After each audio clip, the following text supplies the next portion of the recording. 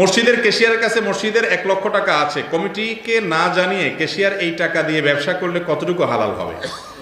মসজিদের ক্যাশিয়ারের কাছে যে টাকা থাকবে সেই টাকাটা তার কাছে আমানত।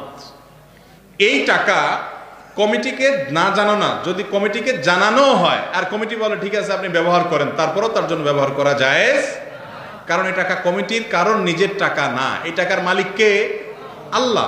সবাই আল্লাহর ঘরে দিয়ে দিয়েছে আল্লাহকে, আল্লাহর তরফ থেকে আল্লাহর ঘরের খেদমতে ব্যয় করবে কমিটির লোকজন, তারা সেবক মাত্র। এমনকি তারা নিজের পকেটের টাকাও যদি দান করে, দান করার পরে ওইটার ওনার না, ওইটার মালিক কে? এখন আল্লাহ তাআলা। এই আল্লাহর টাকাটা তিনি কাউকে দেওয়ার এখতিয়ার তার। অনেক ক্যাশিয়াররা আছেন, অনেক কমিটির লোকেরা আছেন, তারা মনে করেন টাকাটাতে পড়েই আছে, আমি একটু ব্যবহার করি না। ভাই, এটা আগুন। ইন্নাল্লাহা ইয়া'মুরুকুম আন তু'আদ্দুল আমানাতি ইলা আহলিহা, আল্লাহ নির্দেশ করেছেন আমানত যেন রক্ষা করে। লা দীনা লিমান লা আমানাতা লাহ, ওই ব্যক্তির কোনো ধর্ম নাই, ঈমান নাই যে ব্যক্তির আমানতদারিতা নাই। আপনার কাছে এটা আমানতের টাকা, এটা আপনি খরচ করতে পারবেন না। এটা যেভাবে আছে সেভাবে রাখবেন। প্রয়োজনে শুধুমাত্র ওই মসজিদের কাজে আপনি, কমিটি যখন সিদ্ধান্ত নেবে সেই অনুযায়ী খরচ করবেন ভালো কাজে এবং মসজিদের কল্যাণে।